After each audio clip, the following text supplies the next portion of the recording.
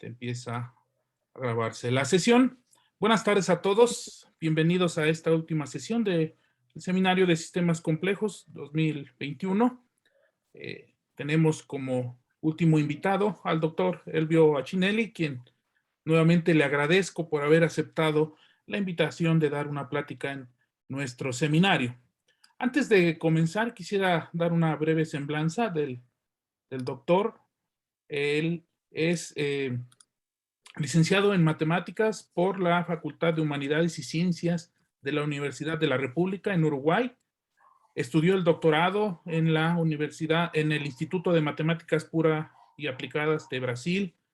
Es profesor titular en la Facultad de Economía de la Universidad Autónoma de San Luis Potosí y pertenece al Sistema Nacional de Investigadores en su nivel 3. Es fundador del programa de maestría en Economía Matemática de la Facultad de Economía de la Universidad Autónoma de San Luis Potosí. Ha dirigido diversas tesis de posgrado, de maestría y de doctorado. También ha publicado o editado libros de economía y tiene artículos de divulgación e investigación en revistas de alto prestigio nacional e internacional. Ha laborado en diversas instituciones nacionales e internacionales. Por ejemplo, estuvo en la UAM Xochimilco, donde ganó por oposición una cátedra para extranjeros, y en la UAM Azcapotzalco estuvo como profesor visitante, donde la UAM Azcapotzalco le publicó un libro sobre conjuntos y topología para economía. Sus líneas de investigación son economía matemática, modelos de crecimiento económico, optimización económica y dinámica evolutiva. Pues dejamos al profesor Elvio para que nos dé su plática. Profesor, tiene la palabra. Bueno, muy bien. Bueno, muchas gracias por la invitación. Espero que pueda mantener la atención. Para mí es un poquito tarde, estoy a las 10 de la noche, pero ya me tocó unas cuantas clases previas de estas por virtuales, así que ya vengo un poquito cansado. O sea, yo estaba en una estancia por un motivo de salud, tuve que extender un poquito esa estancia, pero tuve que mantener las clases y etcétera. Entonces, ya esperaba estar en México en esta época. Estoy viajando el sábado. Ya hace como 3 meses que estoy por aquí. Bueno, y el tema de la charla es evolución en un marco de equilibrio general. Es un tema con el que vengo trabajando hace bastante tiempo y en este caso, pues, es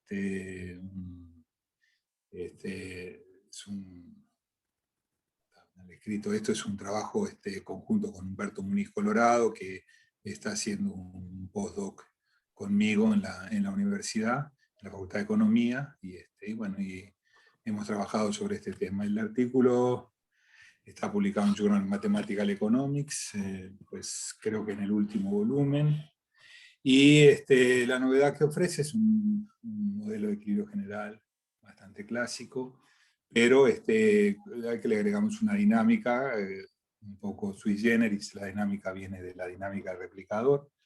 Y pues, como es sabido, el modelo de equilibrio general, si bien es muy riguroso, en sí tiene pues una carencia fuerte, que es precisamente la dinámica. Habitualmente es lo que se usa en la dinámica de Samuelson, o digamos que es la formulación matemática de lo que es la dinámica walrasiana, la dinámica del subastador walrasiano, pero digo, esa es una dinámica que tiene un conjunto de dificultades, y bueno, entre las dificultades que tiene es el hecho de que el equilibrio general tiene, en general, los modelos de equilibrio general presentan múltiples equilibrios. Entonces, pues, estudiar la estabilidad hacia dónde, cuando uno presenta esa dinámica, pues aparece de todo, aparecen equilibrios, son atractores, aparecen ciclos, pues sí depende. Entonces la dinámica es un poco confusa,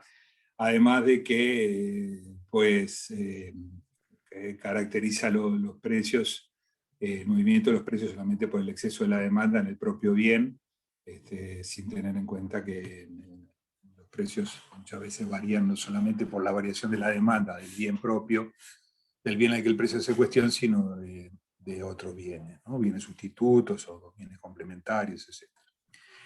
Entonces, pues nosotros vamos a incorporar una dinámica. La dinámica, el modelo es un modelo con firmas, es un modelo con producción, es un modelo de equilibrio general con propiedad privada, y le vamos a incorporar una dinámica que viene de las firmas, más bien de los administradores o los gerentes de las firmas, cuyo objetivo es maximizar los beneficios de las firmas.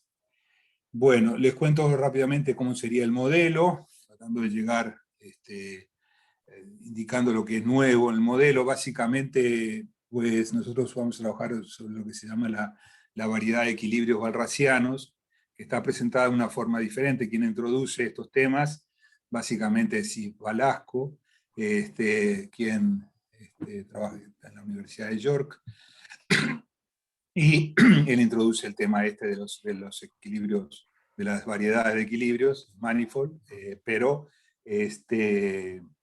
básicamente lo hace con economías de intercambio puro.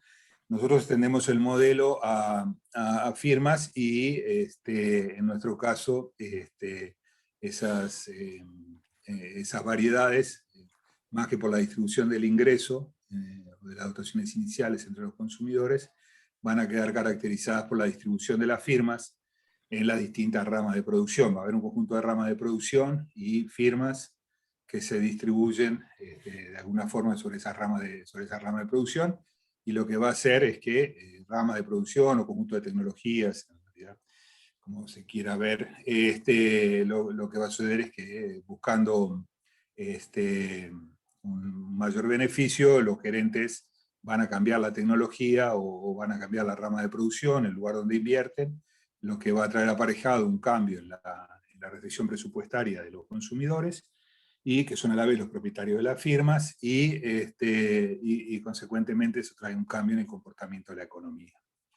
La economía es pues una economía con producción, digamos, básicamente pues los fundamentos de la economía están dados acá en que es, vamos a considerar un espacio de consumo que es RL, o sea, suponemos que hay L bienes en el universo, y las cestas de consumo van a ser precisamente vectores de RL.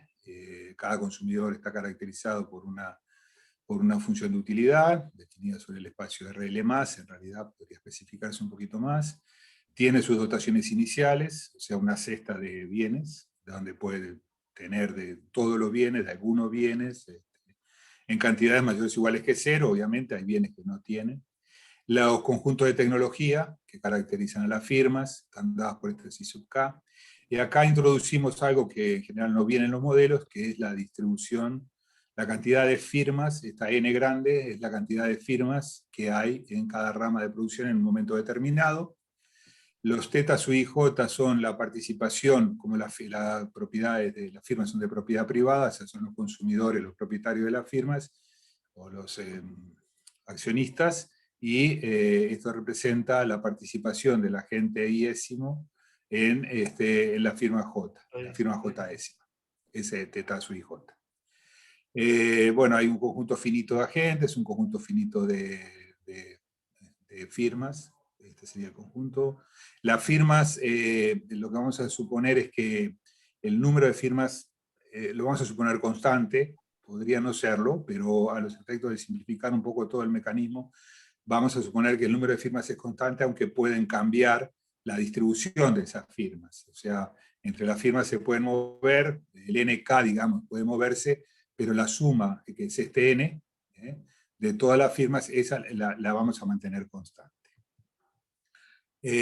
Bueno, acá están las explicaciones de cada cosa. RL es el espacio de comodidad, el espacio de bienes, el espacio de commodities, el espacio de los bienes.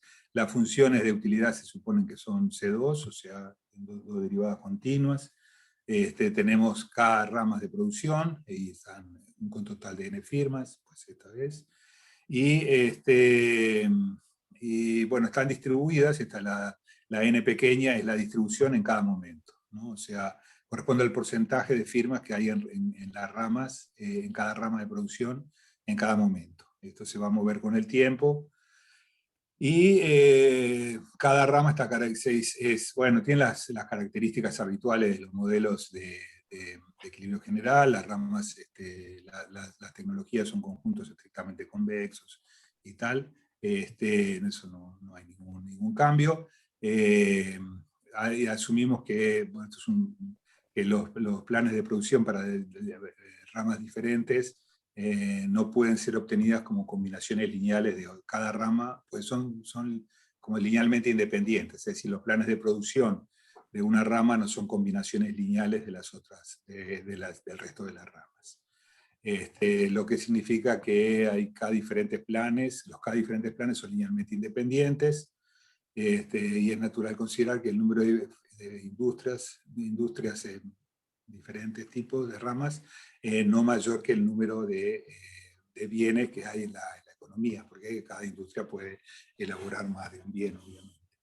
Y aunque después vamos a ver los ejemplos que también utilizamos para simplificar un poco y presentar algunos ejemplos que son de las cuentas, una álgebra es un poquito complicada, para facilitar un poco, hemos supuesto firmas que producen, para los ejemplos, firmas que producen un único insumo, que producen un único producto a partir de un único insumo. Los teta sui y j, como dije, son las participaciones de cada uno de los agentes en la firma J, en cada una de las firmas, y obviamente hay agentes que pueden no tener participación en alguna firma, etc. Pero eso dice que la firma son de propiedad privada. Vamos a llamar a la estructura de la economía, los fundamentos de la economía son los que estaban definidos en SE, básicamente, y en general vamos a suponer que está todo fijo, con excepción de la distribución de las firmas, lo que entonces cada economía va a ser caracterizada por una distribución de las firmas. Bueno, la estructura, le llamamos estructura en este caso de la economía, el conjunto de equilibrios walrasianos posibles, esto es las asignaciones posibles, planes de producción y precios que forman un equilibrio. Esos pueden ser, hay múltiples equilibrios para cada economía en principio, en casos particulares hay uno único. Son lo que forman la estructura y es lo que va a mudar a lo largo de cuando cambian cuando cambia la distribución de las firmas sobre las ramas. Las firmas son maximizadoras de beneficios. Suponemos que en una rama todas las firmas tienen la misma tecnología, la tecnología más avanzada, en el sentido de que por ahora es libre el uso de la tecnología y todas las firmas pueden acceder a aquella tecnología más avanzada. Los beneficios, las firmas son maximizadoras de beneficios, y pues se verifica que el beneficio de cada firma es para precios P, por ejemplo, para precios P vigentes, lo representamos por esta forma, donde este I asterisco representa el plan que maximiza en el conjunto de producción de la firma, la que maximiza los beneficios, es este I asterisco, que corresponde a insumos y productos. Son insumos los que aparezcan negativos y productos las coordenadas del vector que aparezca como positivo. Okay. Este es el ingreso del consumidor iésimo. Va a depender entonces de los precios, de las dotaciones iniciales, de su participación en las firmas y de la distribución de las firmas en las ramas. Y va a estar dado por esta ecuación que está aquí. Esto es el valor de su dotación inicial, más los beneficios. Aquí falta un pi, en realidad falta pi, es el beneficio que obtiene.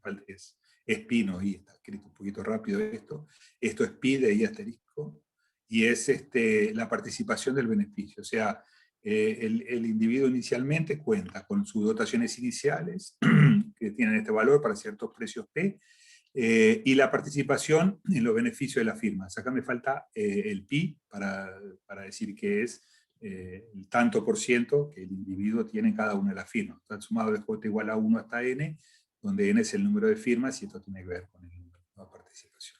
Bueno, aquí está escrito un poquito mejor, teniendo en cuenta que puede tener en una rama, pues puede ser propietario de varias firmas, pero en todas esas firmas le van a ofrecer, las que están en la misma rama, les van a ofrecer los mismos beneficios, y por eso esto está escrito de esta manera. Acá está así, está escrito el pi de UJ, que corresponde al beneficio que tiene una firma en la rama J. Todas las firmas que están en la misma rama tienen el mismo beneficio que tienen acceden a la misma tecnología. Okay, entonces, pues tenemos una distribución inicial de la riqueza.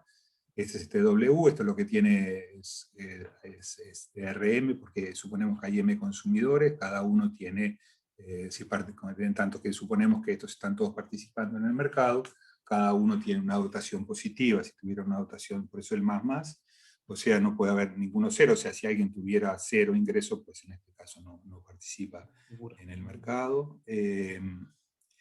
Avanzar un poquito más. Entonces, ahora vamos a definir lo que llamamos la función exceso de demanda. La función exceso de demanda la vamos a dejar todo fijo, o sea, la distribución de la participación de los agentes en la firma, las dotaciones iniciales, las utilidades, van a quedar fijos. Y vamos a caracterizar cada economía, en realidad solamente se va a diferenciar de otra economía, porque las firmas cambian, porque la distribución de las firmas sobre las ramas puede cambiar, y por eso está este N. El Z de P, porque es la función de exceso de demanda, depende del P, de la distribución de los ingresos entre los consumidores, y de N en realidad todo esto. Y lo escribimos con ZPDN para simplificar. Esto es la demanda por bienes, esto es la oferta de las firmas, con signo negativo cuando es un recuerden que como es demanda, si es un insumo, esto tiene signo negativo, con este signo negativo es un más, por lo tanto es una demanda, y es una oferta cuando es un producto, que como acá tiene signo positivo, esto va a ser negativo, una oferta, y esto es la suma de las dotaciones iniciales. Lo que buscamos son los ceros de esta función, que es una función que esta función está en RL+, perdón, acá está escrito la demanda, en forma agregada. La función Z también es una función que está en RL+, esta función, ¿no? Esta función es una función de RL+, cada uno de estos son las demandas por cada uno de los bienes, está escrito de una forma vectorial muy simplificada, pero estos son todos vectores de RL. Las dotaciones, la oferta, la demanda por bienes, son la demanda. Por eso acá está DRL más por D y va a RL, el exceso de demanda por cada uno de los bienes. Eso es, propiedades que tiene la función exceso de demanda, pues suponemos que se verifica la ley de Walras. Esto básicamente quiere decir que el consumidor gasta todo su ingreso, o es localmente no saciable, es otra forma, que quiere decir que para cualquier P siempre se va a cumplir esto. O sea que P es el vector de precios, Z el vector de su demanda, que son ortogonales, este es el producto interno. Por lo tanto, P por Z de P da 0. Esto es la ley de Walras, uno de los supuestos clásicos, digamos, del equilibrio general, la homogeneidad de grado 0 en P para la función exceso de demanda, que es esta que está aquí, que también es un supuesto básico, y por lo tanto, dada la homogeneidad de grado 0 de la función exceso de demanda, vamos a suponer que los precios están en el simplex, es decir, dividimos entre la norma, Z es alfa P, ponemos acá 1 sobre la norma de P, y consideramos entonces que los precios, o sea, en realidad si hay un precio que hace 0 a la función de exceso de demanda, multiplicando ese P por alfa, también va a ser 0, es decir, en el equilibrio general no hay inflación, porque la información llega a todos lados iguales, ¿no? Entonces también parte de los supuestos del modelo, de las limitaciones del modelo, obviamente, como todo modelo tiene sus limitaciones. Bueno, acá está explicitada la homogeneidad de grado 0 de esta función. Acá el hecho de que vamos a usar el simplex en general. También podemos haber fijado, pues acá, podemos haber fijado la esfera, podemos haber trabajado sobre la esfera también, dividido sobre la norma 2 en lugar de sobre la norma 1, o bien haber fijado uno de los bienes, como la moneda, como el numerario, y dividir todo entre ese valor y fijar uno de esos precios igual a 1. No se pueden hacer todas juntas, pero se puede utilizar una de estas digamos, normalizaciones. En nuestro caso ahora vamos a usar la del simplex, vamos a suponer que los precios están en el simplex. La función n, esta es la distribución de la cantidad de firmas en cada momento, por eso depende de t. Estas cambian, pero el n no, ¿verdad? O sea, la distribución cambia con el tiempo, puede cambiar, pero la suma de las firmas en todo momento es siempre la misma, es n. Es un maximizador de beneficios. Aquí está, como caracterizamos por n, la función exceso de demanda la caracteriza n, y va del simplex, NRL, es esto que está acá, y asumimos que toda esta función es suave, es tantas veces diferenciable como uno quiera, no es tan difícil. La diferenciabilidad de la demanda sale de la diferenciabilidad de las utilidades, por el teorema de la función implícita. La oferta es claramente diferenciable, si suponemos que los conjuntos de producción son convexos. Ok, y tenemos una propiedad que podemos verificar a partir del hecho de que para cada P que esté cada P de equilibrio, para cada P de equilibrio se cumple esta propiedad. No es cierto para todo P de S, para todo P que sea de equilibrio, que no está definido. El P de equilibrio es aquel que hace cero, o sea que los P que hagan cero a esta función exceso de demanda, que hace que demanda sea igual a oferta, son lo que vamos a llamar los precios de equilibrio. Para cada precio de equilibrio va a haber la distribución va a estar dependiendo, la riqueza de los agentes va a estar dependiendo de cuál sea el precio de equilibrio de cada uno de los agentes, y la demanda obviamente va a estar también dependiendo de ese P, la producción también, lo que es conocido es que pues, en general existen múltiples equilibrios, o sea, el equilibrio debería estar escrito en algún lado. Es esto que está aquí, este es el conjunto de equilibrio, es el conjunto de los pares Pn, que hacen que Z de Pn sea igual a 0. La preimagen entonces del 0 es el conjunto de los precios y las distribuciones de las firmas sobre las ramas de producción que hacen que esto sea igual a 0, o sea, son los ceros, digamos, de la función Z de Pn que forman una variedad diferenciable. Está escrito con un poquito más de detalle por aquí. Es esto que está aquí, es la función z, p de n, entonces los pares p y n. Esto es la preimagen del 0, es una variedad diferenciable y está compuesta por el conjunto de p y n. Pues para cada, si fijo un n, pues puede haber para cada n que fije, puede haber varios p que sean de equilibrio, ¿verdad? Y bueno, y en algunos casos será único y en otros casos no. Esta propiedad que está escrita aquí es para los precios de equilibrio. O sea, que quiere decir que si yo me paro en un precio, nos paramos en un precio de equilibrio, la función, el jacobiano de la función exceso de demanda, tiene a lo sumo rango, si vamos a suponer que había, no me acuerdo, si habíamos dicho que eran L bienes, pues el rango es L-1 a lo máximo, porque el núcleo no es cero, por lo menos el precio P es esto está mal escrito para todo P de equilibrio aquí, sale directamente de la homogeneidad, o sea, hace Z alfa de P, Z alfa por P igual a Z de P, derivamos con respecto a P y suponemos que Z de P es igual a 0 e inmediatamente sale esta cuenta que está aquí. Es esto que está aquí escrito, y por eso dice, y el rango pues de esta función va a ser n-1. Como además por la ley de Walras se cumple que P por Z de P, es decir, para todo P es igual a 0, pues en realidad podemos restringir, podemos, de la misma manera que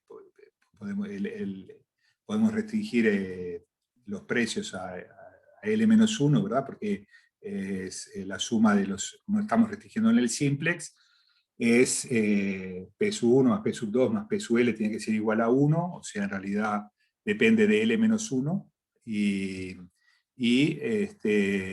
y va a L, y también tiene solamente L-1 coordenadas linealmente independientes, porque por ley de Walras, P por Z de P es igual a 0, o sea que podemos trabajar con una función, que es la función que vamos a llamar exceso de demanda reducida, finalmente le vamos a poner una barrita por acá arriba, que es la reducida, que es una función que tiene, cuyo, pues, de L-1 por L-1, es una matriz de L-1 por L-1, cuyo rango en máximo es L-1. Y según sean los P, pues el rango puede ser L-1 o puede ser menor.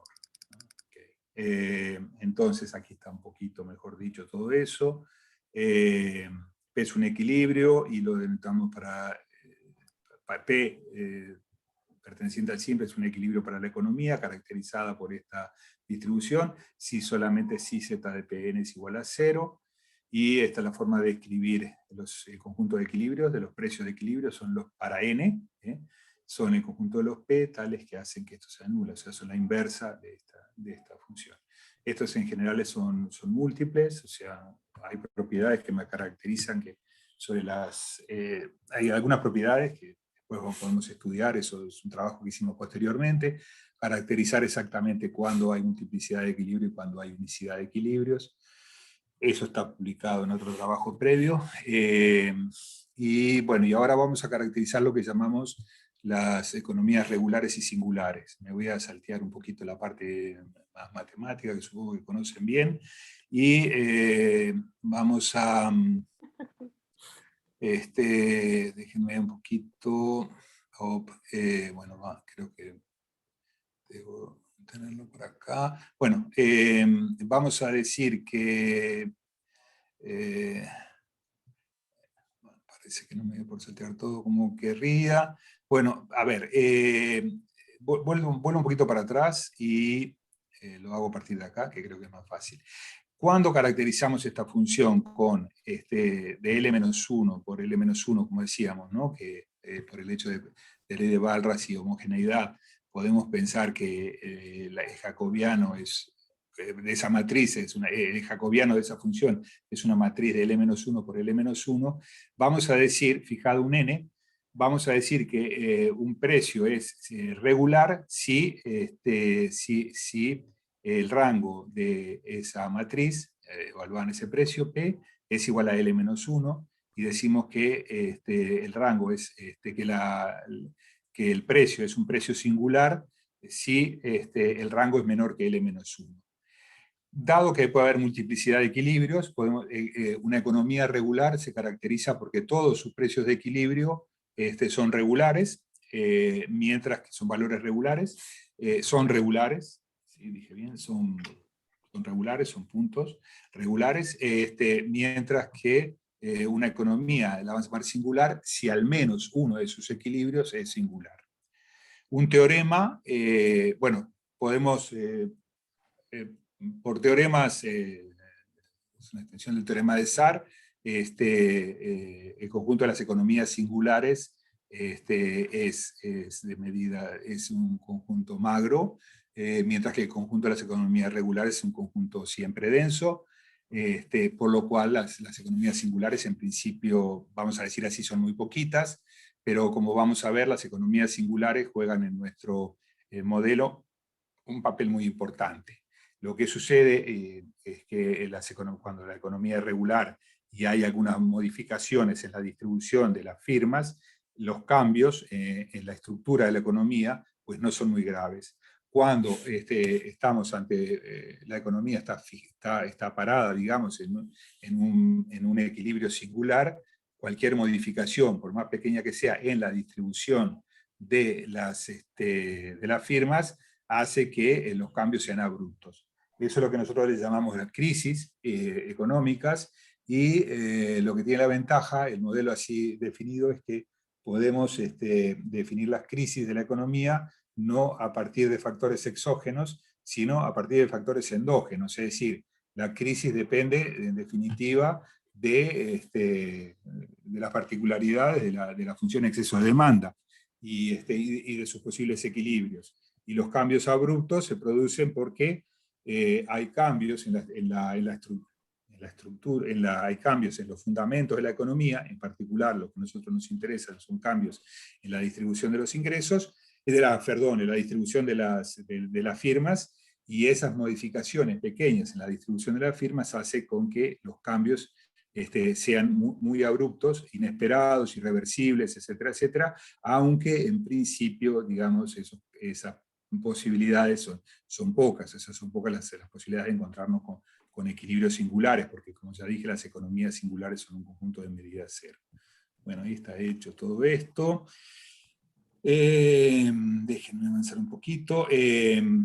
Entonces, bueno, acá vamos a tener un problema que es el siguiente. Vamos a necesitar, como ahora vamos a introducir una dinámica en el modelo, lo que vamos a precisar al introducir la dinámica del modelo, y como va a ser una dinámica continua, es básicamente suponer que el conjunto de firmas es suficientemente grande como para que, digamos, no es infinito, pero es suficientemente grande como para que las distribuciones, los porcentajes, en definitiva, sea continuo o básicamente continuo. O sea, es cierto que acá tenemos un problema, porque el número de firmas no podemos tener en una rama hay 5 firmas y media, digo, o hay 5 o hay 6, o digo, hay números enteros de firmas.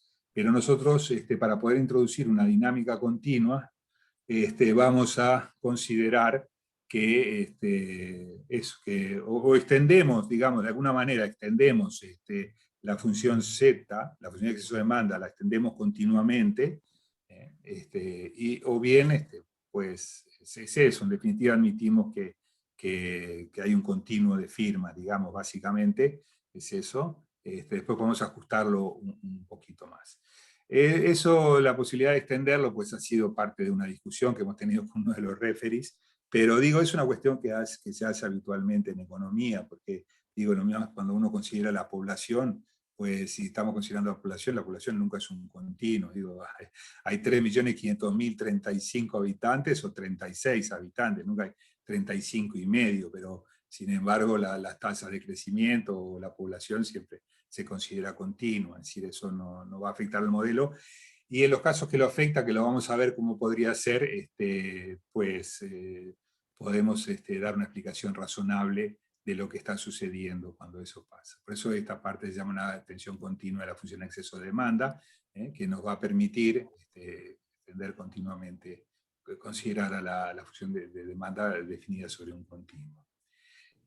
Ok, pues déjenme avanzar un poquito más. Aquí está la definición de economía regular. Decimos que la economía es regular solamente sí, para todos los precios de equilibrio, o sea, para si el cero es un valor regular, digamos, eso es la forma de definirla. Una economía es equilibrio si el cero es un valor regular. Lo que nos da que esta función es que la función la jacobiana es una función sobreactiva y es una transformación lineal. Y en otro caso, la economía, a veces le llamamos economía crítica o economía singular, porque el cero es un valor singular, en el caso en que esta función, que aquí en realidad es la función de exceso de demanda restringida, tiene el rango L-1, sería el rango completo. Bueno, también pueden considerar que la función z, cuyo rango es L-1, si es el rango máximo que puede tener de todas maneras. Ok, entonces a eso ya lo dije. Ahora, bueno, acá viene la caracterización de que las economías singulares, las economías regulares es un conjunto abierto y denso, en el conjunto de las distribuciones. Esto es importante, porque Balasco prueba que Balasco, ¿qué hace? Considera una economía de intercambio puro, o sea, no hay firmas, solamente se intercambian productos, y caracteriza las economías por la distribución de las dotaciones iniciales. Entonces él crea, en lugar de hacer la variedad de equilibrios como P y la distribución de las firmas, él la hace con el conjunto de los precios y las dotaciones iniciales. El gran problema que tiene ese modelo de Ives, de Balasco, es que es muy difícil encontrar una dinámica para decir cómo cambian las dotaciones iniciales de las personas. Entonces, ¿por qué cambian o cómo cambia de un momento a otro? Digo, es muy difícil decir cómo se modifican y por lo tanto, pues el trabajo de Balasco, que es sumamente interesante, pues es muy estático. Dice, si las dotaciones iniciales son estas, entonces los precios de equilibrio son estos, la variedad de equilibrios tendrá esta forma, pero nunca, o sea, no hay una dinámica que me permita pasar de una economía a otra. Sin embargo, acá, si nosotros introducimos las firmas y la posibilidad de mover las firmas, sí, ahí sí, porque tiene mucho sentido que los gerentes de las firmas decidan invertir en aquellas ramas de producción que tienen beneficios más altos. Ok, entonces esto es una como generalización, como una versión del teorema de Sares-Meil. Nosotros proponemos que esas forman una variedad, que cuando el cero es un valor regular, cuando el cero es un valor regular, entonces esto le vamos a llamar la variedad de equilibrios. A diferencia de Balasco, para Balasco acá entraría una W, que es la distribución de cómo están distribuidas las dotaciones iniciales, para nosotros es una N. Digo, esto llevó cierto trabajo probarlo, pero bueno, pero es más que nada técnico, y por ahí está probado si les interesa, que efectivamente esto es una variedad diferenciable, y en para cada, si cero es un valor regular, esto forma una variedad diferenciable. El conjunto de los P y N, tales que hacen que Z de Pn es igual a 0, es una variedad es regular. Puede tener, o sea, esa variedad regular va a tener distintas hojas, porque digo, cuando, digamos, es una variedad diferenciable, puede aparecer un valor singular, puede tener distintas hojas, o sea, porque en realidad, pues para cada n, decimos que puede haber múltiples equilibrios. Entonces digo, fijo el n y me voy para arriba y puedo tener 3 equilibrios, o sea, en realidad uno puede probar que el conjunto de equilibrios es impar. O sea, para cada n yo puedo probar que voy a tener un equilibrio, 3 equilibrios, 5 equilibrios, cuando las economías son regulares. Una cantidad par de equilibrios, o infinitos, podríamos tener infinitos equilibrios, solamente existiría si la economía es singular, lo que como ya vimos, esos son casos muy excepcionales. En general las economías tienen un número impar de equilibrios. Ok, avanzamos un poquito. Entonces, sí, una cosa que también podemos ver, pues, ese corolario, este es el que interesa, dice que si tenemos una función que si P asterisco, N asterisco tenemos la función Z, que es exceso de demanda, ¿verdad? Y tenemos que sea CR, que sea smooth, que sea suave, sea tantas veces como uno quiera, en las derivadas o como precise, en realidad. Acá hay una confusión con ULR y el K-1, pero digo, en definitiva, lo que importa es que sea suficientemente diferenciable. Entonces, dice que van a existir entornos, el teorema de la función implícita, donde el precio es una función continua de n y es una función derivable. Entonces van a existir, si este es un P asterisco, N asterisco que verifica esta condición, vía el teorema de la función implícita, podemos definir unos entornitos de N asterisco y de P asterisco donde hay definida una función tales que se cumple con esta propiedad y con esta. Entonces, P de N asterisco es igual a P, esta es la función, y si sustituimos acá, pues vamos a tener N, o sea, quiere decir que cuando movemos, por lo menos en un entorno, cuando nos movemos en un entornito de N, pues esto va a moverse continuamente. Esto nos va a permitir decir de alguna forma que al mover n, lo que vamos a hacer es, yo había dicho que la economía tiene múltiples equilibrios. En realidad lo que va a estar sucediendo es lo siguiente. Si la economía es regular, vamos a suponer que tenga 3 equilibrios, en el entornito, solamente en un entornito suficientemente pequeño, solamente va a haber economías regulares con el mismo número de equilibrios. Y vamos a poder pasar continuamente de una economía a otra, arriba de la variedad de equilibrios walrasianos. O sea, nos vamos a estar moviendo permanentemente por equilibrios. ¿Cómo se ajusta la economía fuera del equilibrio? No lo sé, pero eso es una cosa que no sabe nadie. O sea, es muy difícil encontrar una descripción de una economía fuera del equilibrio, porque básicamente Una economía fuera del equilibrio es una economía donde los contratos no se pueden cerrar, donde un mismo producto tiene distintos precios, o sea, eso es más bien una entelequia que no sé, digo, que una realidad más o menos describible, digamos, una economía fuera del equilibrio. Nosotros nunca estamos fuera del equilibrio, o sea, cómo se ajusta no lo sé.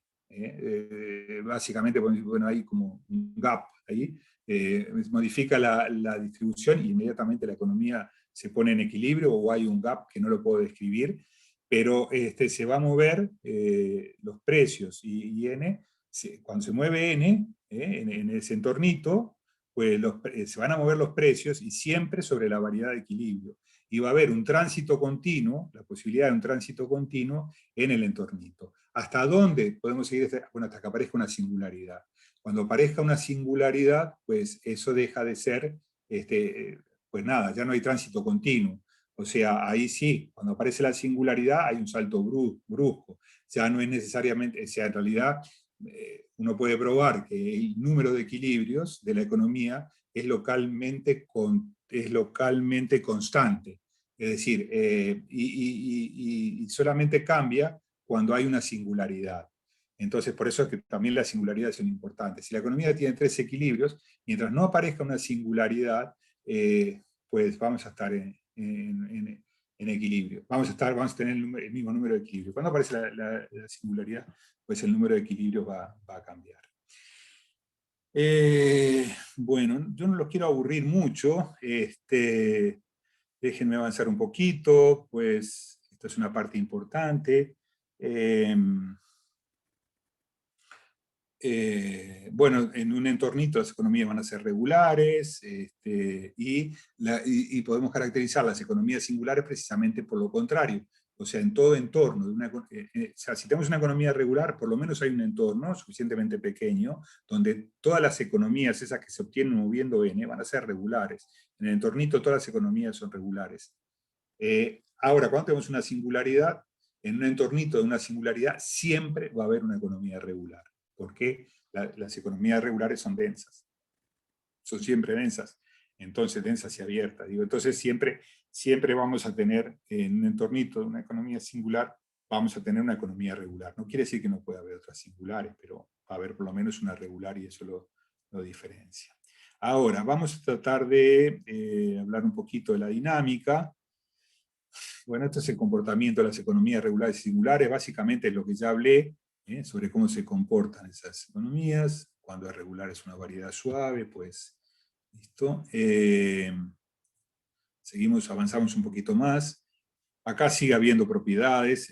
Digo, esto nos importó mucho caracterizarlo porque una cosa que a veces, pues en algunos trabajos nos costó explicar es por qué importan las singularidades, porque la respuesta de muchas personas, de muchos referees, de revistas buenas, pues tuvimos dos respuestas de revistas buenas que fueron un desastre, pero porque uno de los referees dijo que cómo era eso que las economías tenían múltiples equilibrios, y que las economías tienen un único equilibrio, y eso es un disparate, pues de aquí a Pando, de Portugal a México enorme. Lo más probable es que la economía tenga múltiples equilibrios. En realidad, para tener una economía con un único equilibrio, pues se precisan muchas propiedades sobre la demanda o sobre las funciones de utilidad. Hay específicas, ¿no? Esas propiedades como sustitutos brutos o que se cumpla la preferencia revelada o hay alguna otra propiedad. En realidad son múltiples. Y el otro problema que tenemos es que generalmente la gente dice que para qué importa conocer el comportamiento de las economías singulares si son bueno, si tuviéramos un espacio de dimensión infinita, como muchas veces hemos trabajado, pues si son de probabilidad cero o si en el caso del finito, si son magras, ¿para qué nos importa? Bueno, nos importa porque es la única forma que nosotros podemos explicar las crisis en un equilibrio, en un modelo de equilibrio general. Y es cierto que hay crisis, así que, pues, algo, si el modelo de equilibrio general se aproxima a la realidad en algo, pues eso tendría que considerarlo. O sea que no está para nada mal considerar que el modelo de equilibrio general puede dar crisis. Ok, ahí hay mucha parte técnica. Vamos a ver la evolución un poquito, que es nueva, pues aquí pusimos una frase de Schumpeter que parece relativamente importante, que el capitalismo nunca es estacionario, y eso pues vamos a ver cómo lo explicamos. Que está en permanente intercambio y que permanente cambio, y que precisamente el capitalismo no se queda quieto nunca, digamos, está cambiando la tecnología o pues etcétera, esas cosas que dice Schumpeter. Déjenme ahora ir a la dinámica. Si puedo avanzar un poquito. Bueno, acá está la dinámica. Esta es básicamente la dinámica. Esta NK es la cantidad, el porcentaje, vamos a decirlo así, de firmas que hay en cada rama en un momento determinado, y esta va a variar de esta forma. Esta básicamente es la dinámica del replicador. Este es N punto, el incremento de firmas de un tipo, que va a ser proporcional a la cantidad. En realidad esto es la velocidad con que varía, bueno, el porcentaje. Bueno, o sea, N puntos es como el incremento porcentual de las firmas en cada rama. N es la cantidad de firmas que hay en cada rama en un momento determinado. Pi sub k es el beneficio que tiene las firmas que maximizan sus beneficios cuando la distribución es N. Recuerden que los precios van a depender de N y todo lo demás va a depender de N, o sea que el beneficio de la firma va a estar dependiendo, el beneficio todo va a estar dependiendo, los precios, la oferta de la firma, etc. En definitiva, el beneficio va a estar dependiendo de cuál sea esa distribución de las firmas en las ramas. Este es el beneficio promedio. La dinámica del replicador básicamente lo que dice es que cuando el beneficio, la dinámica del replicador está hecha para la biología, ¿verdad? O sea, estos son la cantidad de individuos dentro de una misma especie, la cantidad de individuos que se consiguen reproducir mejor con respecto al promedio, son aquellos individuos que tienden a sobrevivir. Es la dinámica, es la presión darwiniana, que es aquellos que se reproducen mejor que el promedio, son los que tienden a sobrevivir. Si se reproducen abajo del promedio, pues tienden a desaparecer. Bueno, acá es más o menos igual. Esta es la firma. Las firmas que tienen beneficios adicionales por arriba del promedio son las firmas que donde la gente tiende a invertir más, ¿verdad? Y si tienen beneficios abajo de la firma, de los promedios, pues tienden a desaparecer. Esa es la dinámica del replicador que vamos a introducir. Esta dinámica, ¿dónde vale? Y bueno, vale donde hay regularidades, porque, digamos, esta pi sub n tiene que ser una función continua, lipschitziana y tal, para que este sistema tenga soluciones. Entonces, digo, ¿dónde vale? Y a trazos, a pedazos, ¿verdad? Porque al encontrar una singularidad, pues ya podemos extenderla, digamos, extender localmente, ¿no? Hacer un teorema de la función implícita global, digamos, si se quiere, pero vale solamente en ese trozo, ¿no? En el trozo en que la economía es regular y puede avanzar de esa manera. Entonces, ok, pues avanzo un poquito más. Y, bueno, ok, y el equilibrio, ¿cuándo se dice equilibrio? Bueno, acá es que hay dos tipos de equilibrio. Estamos siempre, había dicho, la economía siempre se va a mover en la variedad de equilibrio walrasiano, pero acá hay un equilibrio que importa mucho, que es el equilibrio dinámico. O sea, ¿cuándo se produce el equilibrio dinámico? Bueno, cuando todas las ramas sean iguales al promedio. O sea, cuando todas las ramas, el beneficio de todas las ramas sea igual al beneficio promedio. Es decir, cuando no haya diferencia entre las ramas, cuando el beneficio de todas las ramas sea igual, pues ahí estamos en un equilibrio que es un equilibrio muy particular. No solamente es un equilibrio walrasiano, es un equilibrio dinámico. Aquí eso es importante, distinguir que hay dos tipos de equilibrio. Siempre vamos a estar arriba de la variedad de equilibrios, pero vamos a tener otro equilibrio, que es el equilibrio dinámico. Y aquí uno de los factores importantes es estudiar cuándo este equilibrio son estables y hacia dónde converge, porque acá habría un problema. Puede suceder que la economía, bueno, ¿cuándo converge? Bueno, eso es otro problema, porque ya no es, esta dinámica es un poco compleja. Entonces, ¿hacia dónde converge? Y ese punto de convergencia es estable, en el sentido de Lyapunov, no es estable, es un atractor, no es un atractor, hay ciclos, no hay ciclos, pues puede aparecer cualquier cosa. en principio, pues estas dinámicas pueden dar hasta caos. La dinámica del replicador, pues creo que cuando hay más de tres o más, ya pueden dar caos. Con tres ya podemos tener órbitas heteroclínicas, etcétera. Podemos tener una cantidad de... Es muy difícil en general estudiar esto, en general. Digo, caracterizar, y un punto importante es el siguiente. ¿Podría suceder que estemos convergiendo hacia una economía singular? El problema es que si estamos convirtiendo hacia una economía singular, el punto es que vamos a tener una crisis necesariamente. Entonces, si puede suceder que, digamos, que una economía singular sea un atractor global, pues entonces, si hay una economía singular que es un atractor global, lo que estamos diciendo es que nos vamos de cabeza a la crisis, o sea, vamos a tener cambios abruptos en algún momento, ¿verdad? En fin, ahí se abre una serie de preguntas. Déjenme ver si tengo algún... acá tenemos en la variedad de equilibrios. Bueno, aquí no tengo ningún dibujito.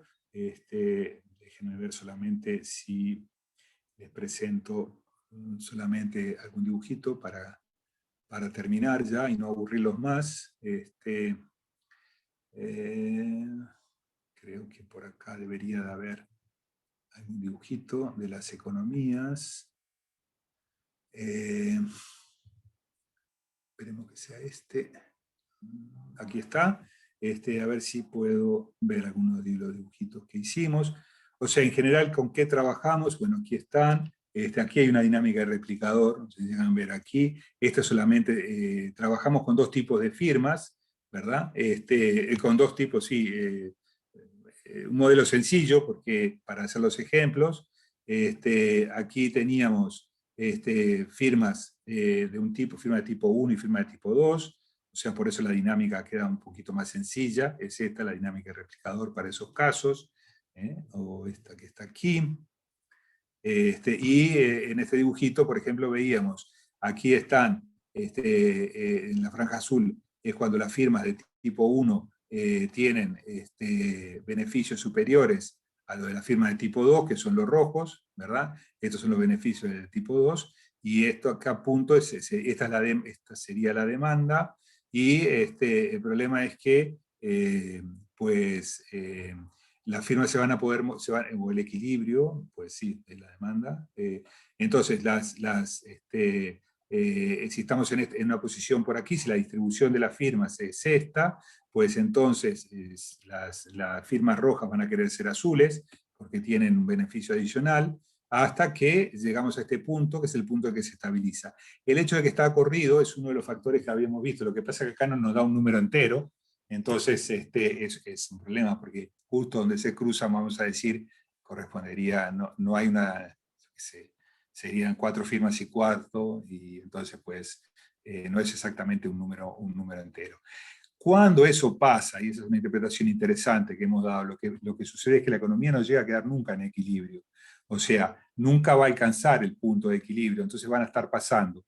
Se pasa por acá la rama, entonces cuando queremos acordar hay más ramas, y ahora antes estaban los azules, estaban por arriba, y ahora son los rojos los que están por azules, así que los que se querían antes ser azules ahora quieren ser rojos, y volvemos para acá y se vuelve a saltear, y así llegamos a encontrar entonces como un ciclo en que las firmas se empiezan a ciclar en torno a un equilibrio. Eso es un ejemplo, un ejemplo interesante de que puede haber ciclos. Esto se hace, este es un ejemplo muy sencillo porque solamente tenemos 2, pero si tuviéramos 3 o más firmas, pues los ciclos pueden ser mucho más interesantes. Okay. Aquí tenemos un ejemplo de una economía. Estas son economías regulares, observen que se quedan regulares, o sea, como esta solamente tiene 2, la función, pues ya habíamos visto, la función de exceso de demanda le podemos bajar una coordenada, entonces en realidad la función de exceso de demanda jacobiano pasa a la derivada.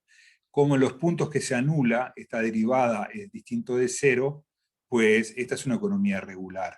Y observen que si nos movemos en una cierta métrica, digamos, que no se aleje mucho de esta forma, pues las economías van a ser siempre regulares. Vamos a tener como un tubito aquí, y las economías en torno a una economía regular van a ser siempre regular.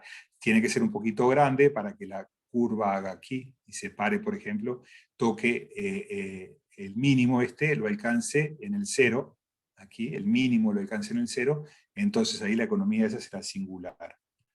Y el problema es si esa puede evolucionar hasta una economía singular, y bueno, pues parece que sí. Ahora, aquí está, digamos, acá evolucionó hacia una economía singular. Esa economía que era regular, empiezan a modificarse las ramas hasta que la economía evoluciona a una economía singular. Es decir, ¿cuál es el resultado?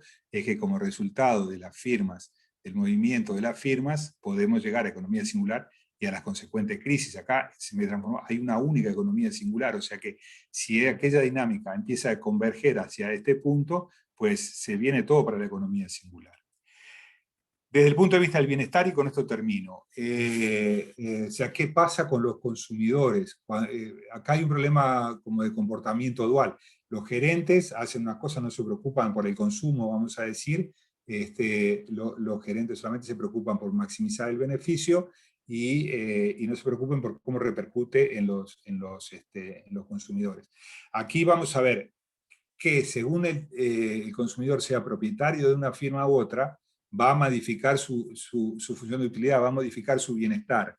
Y los cambios pueden ser benéficos para algunos y para otros pueden resultar malos. O sea, el hecho de que las firmas se estén moviendo es un hecho importante en el sentido de que se logra la eficiencia a nivel productivo, porque vamos a ir hacia los sectores tecnológicos más avanzados o más eficientes, pero eso no quiere decir que necesariamente los consumidores estén todos maximizando, mejorando sus niveles de utilidad. Y acá hay algunos cuadritos que muestran esa situación. Bueno, en resumen, eso es básicamente todo. Espero no haberlos aburrido mucho. Y bueno, tenemos mucho trabajo para hacer. Si les gusta, pues son bienvenidos a trabajar con estas cosas. Y bueno, y nada más. Bueno, muchas gracias por la atención. Y bueno, espero no se me hayan dormido todos. Muchas gracias, excelente la plática, muy, muy interesante. Pasamos a la ronda de preguntas antes de terminar la sesión. ¿Alguien tiene alguna pregunta? ¿Algún comentario?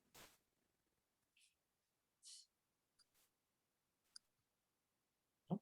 Bueno, entonces, yo sí tengo algunas preguntas. Fíjese, doctor, que en los últimos años he estado interesado ahí en ciertas problemáticas de dinámica evolutiva.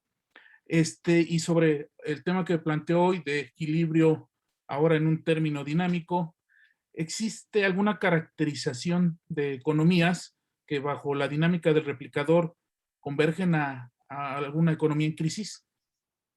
Bueno, ese es un punto bien importante. O sea, me gustaría, no tenemos todavía una condición. O sea, hemos encontrado ejemplos de que eso puede suceder, pero no tenemos una definición general. O sea, ahí hay un ejemplo en que eso sucede.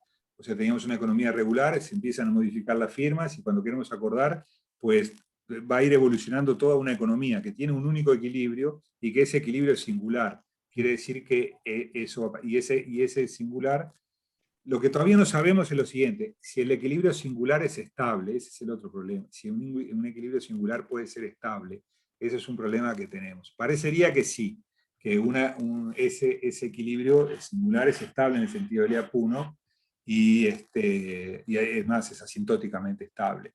Entonces, pero no tenemos una caracterización, o sea, tenemos ejemplos en que eso sucede y en que eso no sucede, pero todavía no tenemos una caracterización definida. Es parte del trabajo que una chica que está haciendo doctorado precisamente en matemática aplicada, pues parte de su tesis está siendo dirigida por mí y tal. Parte de su tesis es tratar de encontrar eso. Creo que le puse una tesis muy difícil, yo no lo pude encontrar, así que no sé cómo va a ser ella, pobre, para terminar su doctorado, pero bueno, ahí va luchando. Va a ser eso, va a ser alguna cosa parecida, no importa. No sabemos, no sabemos. Es lo Es una complicado de los fenómenos sociales, ¿no? Tratar de cuantificar la toma de decisiones, pues es Sí, algo complicado, ¿no? O sea, sin generalizar duda. es sumamente difícil. Otra cuestión es, ¿hay otras dinámicas que se utilicen aparte de la del replicador? Bueno, lo que ahora a mí, pues, habíamos estado pensando, que también le propuse como alternativa a esta chica de grado pobre que le ha tocado esta tesis, es considerar que la tecnología cambia. O sea, en realidad, pensar que las firmas tienen una especie de, en lugar de poner I igual a f de x, o sea, siendo f la función de tecnología, ponerle una alfa de t. O sea, hacer tipo Romer hacía ese tipo de cosas. Poner una alfa de t que viene a ser cómo evoluciona la tecnología con el tiempo. Y buscar para alfa de t, entonces la producción de la tecnología queda y, que es el producto, igual a alfa de t por f de x, siendo x el insumo, ¿no? Entonces eso es lo que se puede producir. Y alfa que dependa, sea, por ejemplo, alfa punto igual a k por alfa, para decir algo. O sea, que el alfa dependa de una ecuación diferencial. ¿Cómo se desarrolla la tecnología? Pues a medida que la tecnología se desarrolla, pensar que se desarrolla más todavía, cosas por el estilo, entonces introducir una dinámica que no sea la dinámica del replicador, sino una dinámica que viene de la tecnología de las firmas. Eso yo creo que sí que se puede hacer y que no me parece que sea una mala idea, porque digamos lo que uno ve es que las firmas evolucionan, entre otras cosas, por eso, por la tecnología, ¿no? Cada vez se hacen más eficientes, etcétera. Entonces podría haber una firma que evolucionaron muy rápidamente, por ejemplo hacemos alfa punto igual a k por alfa, otras son beta punto igual a k por beta, con un k más chiquito, esas evolucionan más lentamente, en fin, creo que eso es posible hacerlo. Y a medida que evoluciona la tecnología, las firmas pueden producir más, producen más barato, etcétera, eso repercute otra vez en la restricción presupuestaria de los consumidores, de los que son propietarios de las firmas. Otra vez eso va a repercutir en los precios, en la demanda, etcétera, etcétera. Y por ahí podría andar. Eso es una cosa que a mí se me ocurre que podría suceder. Mm, Interesante. Y la última, que es más sobre juegos evolutivos. Yo he seguido su trabajo sobre juegos evolutivos y quisiera preguntarle si tenemos el concepto de manipulador. En el caso de juegos, sin dinámicas, tenemos manipulador, ¿no? Sí, Sí. sabemos cómo definir un manipulador en un juego, pero Ah, en un juego evolutivo, ¿tenemos ese concepto de manipulador? pues yo no lo conozco, o sea, más bien que eso, el juego evolutivo, pues, no, más que nada evoluciona por su propia, tiene una dinámica intrínseca, o sea, no aparece un factor externo que, que cambie un poco la dinámica. No sé, yo tampoco no conozco eso. Más bien lo que yo conozco de los juegos evolutivos hay una dinámica que está establecida, que es intrínseca al modelo, y bueno, y no aparece, que yo sepa, no aparece una especie así de un manipulador. ¿No? Algo así como que un conjunto de los agentes se pongan de acuerdo para manipular la Eh, dinámica, ¿podría ser? pues mira, eso, pues ahora justamente lo que estamos haciendo acá en Portugal, pues es algo parecido que tiene que ver con el medio ambiente. Algunos agentes lo que hacen es ponerse de acuerdo para conservar el medio ambiente, Mm, pero no es exactamente dinámica de replicador. Es decir, por algún motivo, ellos ven que les conviene más hacer como una coalición y, digamos, e incentivar la aparición de coaliciones mediante, o sea, los agentes que están en esa coalición cooperativa tienen que pagar los costos de mantener el bien público, el medio ambiente, lo que sea, a pesar de estar conscientes de que hay gente que no lo hace, que son lo que llamamos los free riders, están los free riders por ahí, y a pesar de todo eso. Entonces, estos agentes tienen que buscar, más que si capaz que es una manipulación, buscar una forma de incentivar a un conjunto de individuos para que paguen por el mantenimiento del medio ambiente. mm, mm, Pero no es una dinámica no es una dinámica no es propiamente una dinámica de replicador lo que estamos haciendo, ¿no? En ese caso no lo pudimos representar como dinámica de replicador. ¿Ese trabajo ya está publicado? Estamos, todavía no, parte sí, lo más interesante todavía no, pero hay unas partes que sí que están bueno, si te interesa te mando ahora las revistas en las que están.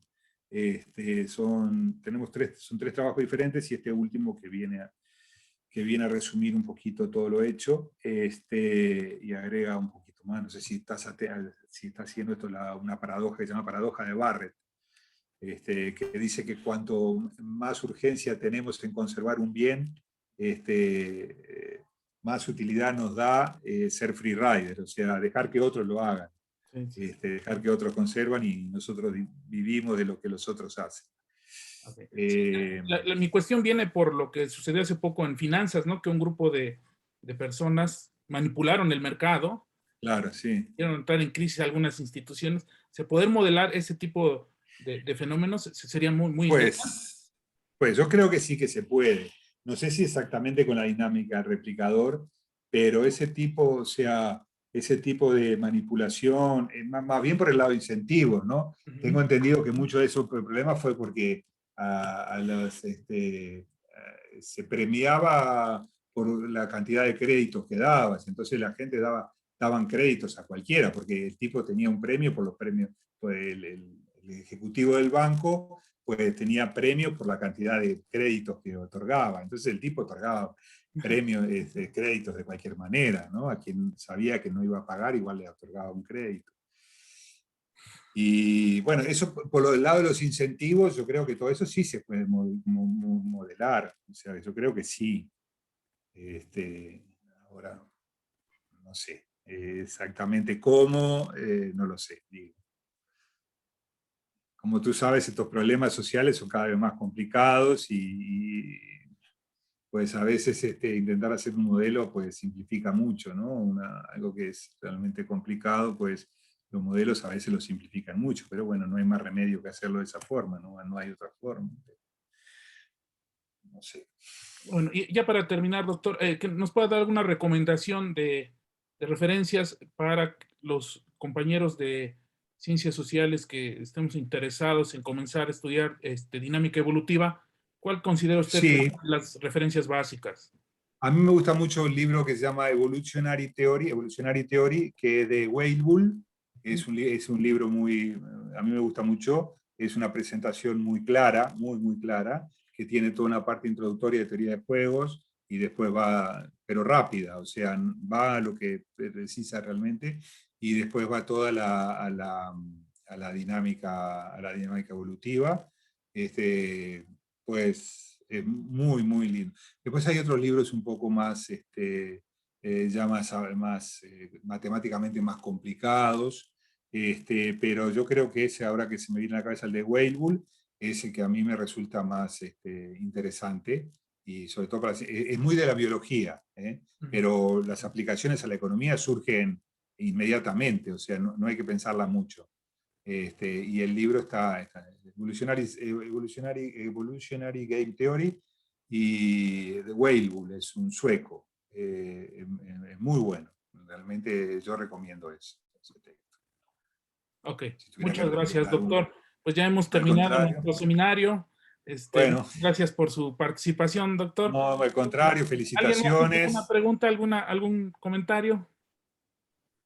Yo, Olga Zamudio. Ok, Este, adelante. Adelante. sí, gracias. Pues me interesó mucho su trabajo. Yo estoy trabajando mi doctorado hoy en día acerca del fenómeno de la resiliencia en las organizaciones Ajá. y, eh, y, y se me hizo bastante interesante todo lo que explicó acerca de esta parte de dinámicas y demás. Y la ecuación mucho la asimilo como no sé si se podría, hubiera trabajos de modelación de resiliencia en modelos evolutivos, biológicos, porque igual y podría yo crear o intentar hacer comprender la resiliencia también desde una perspectiva de modelo matemático económico que incluya esta parte de organización y agentes, ¿no? Entonces creo que hoy en día pues es un término bastante en común el término de la resiliencia, pero sobre todo en resiliencia empresarial, porque tiene un impacto económico, social, hoy de salud. Entonces, creo que se podría sacar algo interesante, pero me gustaría conocer más de su obra para poder yo también citarlo ya en la tesis. No sé si en algún momento pudiera compartirla al compañero, al doctor Hugo. Y pues sí, sí Claro. me gustó bastante esto de dinámica evolutiva, de empezar a hacer la relación de que a mayor evolución de la resiliencia podemos tener, si la empresa es más resiliente, esto quiere decir que la empresa puede llegar a sobrevivir no solamente en tiempos como hoy en crisis de la pandemia económico y demás, sino que puede impactar en la calidad, en la producción misma, en elevar también su competitividad a nivel internacional, nacional, etcétera. Entonces me pareció bastante interesante. Mira, lo que nosotros tenemos no es resiliencia exactamente. Lo que nosotros, los primeros trabajos que nosotros con lo que empezamos a trabajar en esto de dinámica de replicador fue con firmas tecnológicamente avanzadas y trabajadores que se capacitaban. Entonces, era un juego donde los trabajadores podían optar por capacitarse o no capacitarse, las firmas por usar una tecnología avanzada o no, y bueno, se establecía una dinámica que en el juego venía dada por cuánto un trabajador capacitado podía aportar a una empresa tecnológicamente avanzada, cuánto podía aportar a una no tecnológicamente avanzada, cuál era el aporte de un trabajador no especializado, cuál era el salario que iba a tener el trabajador no especializado. Después, y entonces ahí pues era un juego donde pues lo que analizamos era el valor esperado, del valor esperado de capacitarse. Si tu valor esperado de capacitarse es más alto que el costo que tienes que pagar por capacitarte, pues vas a elegir capacitarte, y si el costo es muy alto, pues no vas a elegirlo, etcétera. Entonces ahí aparecía una dinámica de replicador muy parecida, pues, parecida a esa, o sea, el que tenía el valor esperado mayor era la que tendía a predominar. Y ahí lo que nosotros veíamos más adelante, pues introduce el gobierno, si el gobierno puede dar ayudas a las firmas para que avancen en su tecnología, quizás eso te pueda ayudar en lo de resiliencia, o sea, en qué medida el gobierno puede apoyar de alguna forma, o sea, puede apoyar dando becas a los trabajadores para que se capaciten o para que se pongan al día, ¿cómo se dice eso? Se pongan al día, bueno, o a las firmas para que inviertan en tecnología y no le pongan tantos impuestos, etcétera. Entonces, de repente, eso te sirve para la resiliencia, o sea, si hay determinadas firmas pueden ser apoyadas o no pueden ser apoyadas.